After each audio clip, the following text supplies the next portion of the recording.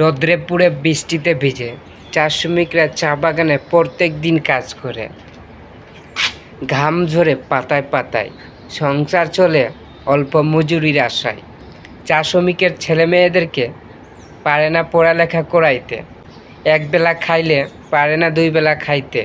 সংসারের জ্বালায় অল্প বয়সেই চা বাগানে কাজ করতে চলে যায়। এই কষ্ট বললে শেষ হবে না, কি পরিশ্রম লেখলে শেষ হবে না। চা শ্রমিকের একটাই দাবি, 500 টাকা দিন মজুরি, এইটাই চাই।